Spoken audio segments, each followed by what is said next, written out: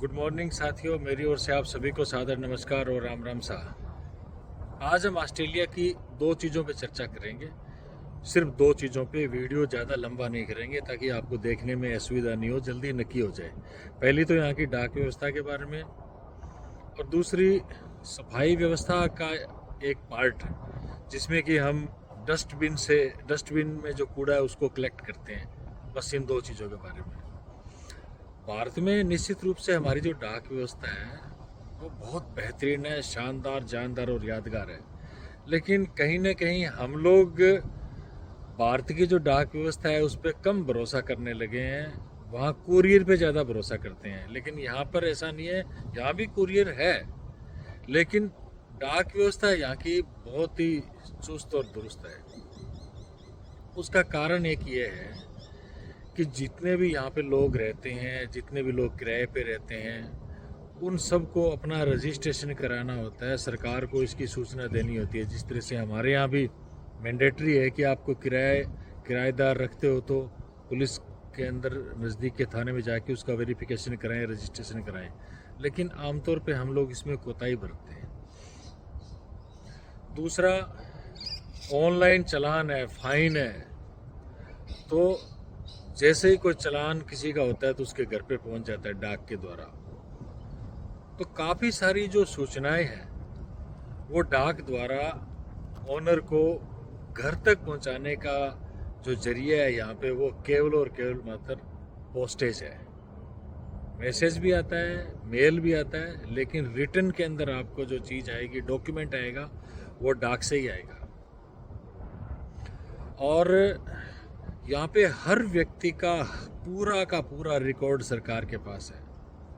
अगर जैसे अपना व्हीकल है, व्हीकल पे जो अपनी नंबर प्लेट है ना, नंबर प्लेट से ही आपको आपके बारे में जो पूरा जो डाटा है वो सरकार है, वो वहाँ से देख लेगी कहाँ पे रहने वाले हैं, क्या काम कर रहे हैं, क्या चीज़ है, क्या नहीं है। सारी की सारी चीज़ें उनके पास है। और वो सारी की सारी चीज़ें किस पे टिकी हुई है? डाक व्यवस्था पे। तो अभी आपको डाकिये के दर्शन कराते हैं। आके डाकिया कैसे होता है, उसकी जो ड्रेस आप देखो, उसकी बैटरी वाली साइकिल आप देखो। मैं ये समझता हूँ कि ऑस्ट्रेलिया गवर्नमेंट को एक काम तो करना ही चाहिए, इनको ना अच्छी गाड़ी दिलानी चाहिए। बेचारे इसमें पैडल मारते हुए एक घर से दूसरे घर जाते हैं, और ये ऑस्ट्रेलियन गवर्नमेंट के ये कर्मचारी हैं। किस तरह से झंडा लगा हुआ, आप देखो इनको, जरा थोड़ा अवलोकन कीजिए आप, ठीक है। और इसके बाद अपन बात करते हैं सफाई व्यवस्था के बारे में, डस्टबिन कैसे कलेक्ट करते हैं। ओके, थैंक यू, बहुत बहुत धन्यवाद साथियों। ये रहा पोस्टमैन। देखिए कितनी शानदार ड्रेस पहन रखी है, बैटरी चालित साइकिल है, हेलमेट भी लगाया हुआ है, झंडा भी है, इसका मतलब ऑन ड्यूटी है। और कितनी जिम्मेदारी के साथ ये लेटर बॉक्स में लेटर डाल रहे हैं, एक घर से दूसरे घर की ओर। हालांकि काफ़ी सारे जो बड़े क्षेत्र हैं वहाँ पे इनको बड़े व्हीकल्स भी दिए गए हैं, लेकिन जो गलियों में चिट्ठियाँ बांटते हैं ना, उनको बेचारों को बैटरी चालित साइकिल ही दी हुई है।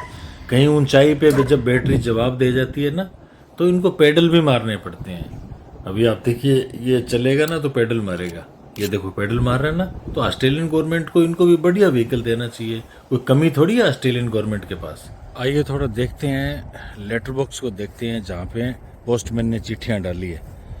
तो ये देखिए, यहाँ से खुल जाता है और अंदर ये चिट्ठियाँ यहाँ से डाल देता है। ये पहला लेटर बॉक्स और ये दूसरा लेटर बॉक्स। एक्चुअली मोस्टली हर घर के सामने ये दो लेटर बॉक्स होते ही होते हैं। उसका कारण ये है कि आमतौर पर मुख्य घर के पिछवाड़े में एक छोटा घर और बनाया होता है, वो आमतौर पे बुजुर्गों के लिए होता है। लेकिन जिनके यहाँ बुजुर्ग नहीं होते वो उसे किराए पे दे देते हैं।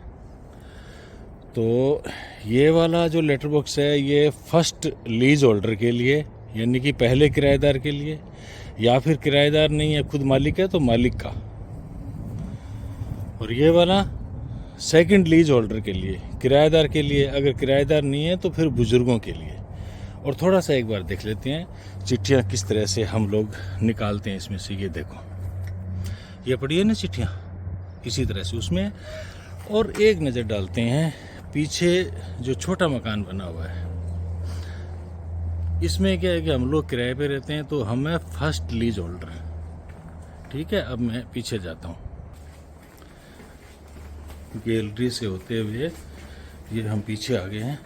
तो ये जो मकान पीछे बना हुआ है छोटा, ये है सेकंड लीज होल्डर का, और ये वाला फर्स्ट लीज होल्डर का। ओके साथियों, आपने देखा डाक व्यवस्था का छोटा सा प्रारूप, और अब अपन देखते हैं यहाँ पे डस्टबिन कैसे कलेक्ट करते हैं। यहाँ के जो कॉरपोरेशन के जो बड़े ट्रक हैं, आप ये देखो कि किसी भी व्यक्ति को या फिर कर्मचारी को नीचे नहीं उतरना, बल्कि ट्रक में ही ऐसी व्यवस्था है कि वो अपने आप ही उस डस्टबिन को उठा लेता है और अपने आप ही ट्रक में खाली कर देता है।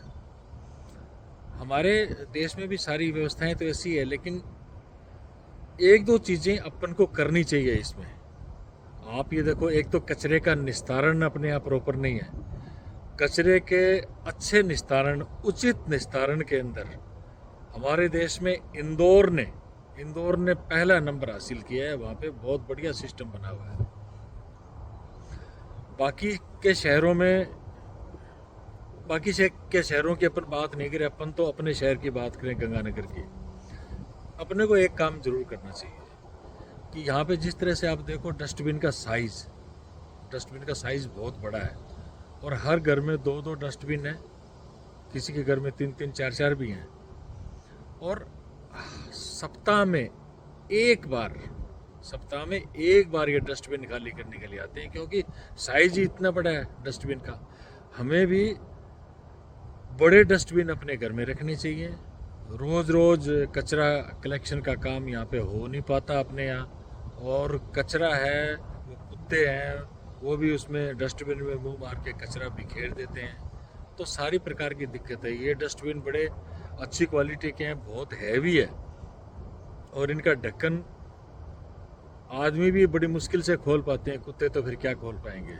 तो ये व्यवस्था अपन को करनी चाहिए। और जिस तरह का ये ट्रक है, अभी आप आगे वीडियो में देखेंगे, इस तरह का ट्रक अपने यहाँ उपलब्ध हो नहीं हो कोई फर्क नहीं पड़ता।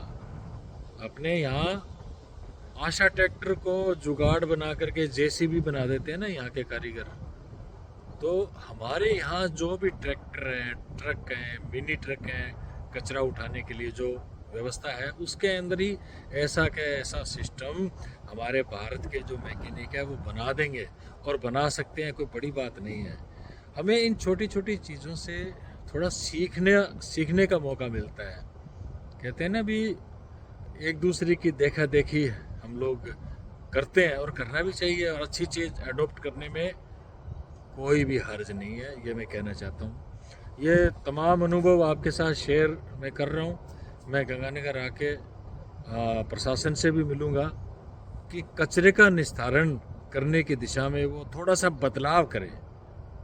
बड़े डस्टबिन हर घर के सामने हो, और बड़े बड़े डस्टबिन होने का मतलब ये है कि रोज़ कचरा ना भी उठे कोई दिक्कत नहीं है, हफ्ते में एक बार उठ जाए, और फिर उस कचरे का निस्तारण, ये ज़रूरी चीज़ें हैं। तो देखिए वीडियो के अंदर किस तरह से ये जो व्हीकल है कैसे आ रहा है, किस तरह से कार्य व्यवस्था है, और फिर अपन आगे चर्चा करेंगे। फिर कोई 2 पॉइंट लेंगे ताकि वीडियो लंबा नहीं हो। और फिर से आग्रह कर रहा हूँ कि मेरे चैनल को थोड़ा ग्रो करने के लिए आपकी हेल्प की ज़रूरत है। थोड़ा लाइक और फॉरवर्ड कर दो, और सब्सक्राइब कर दो, अपने दोस्तों को भेज दो। ठीक है, बहुत बहुत धन्यवाद, नमस्कार। साथियों, वो दूर से देख रहे हैं ना, ये है कॉरपोरेशन का ट्रक। और देखो कैसे स्वचालित तरीके से डस्टबिन को खाली किया जा रहा है। हमारे नगर परिषद में भी जो भी साधन उपलब्ध हैं, ट्रैक्टर हैं या मिनी ट्रक है, टेम्पो है, हमारे यहाँ के मैकेनिक बहुत कुशल हैं। वो ऐसा सिस्टम, ऐसा जुगाड़ उसमें लगा सकते हैं, कोई दिक्कत वाली बात नहीं है। सिंपल सी टेक्नोलॉजी।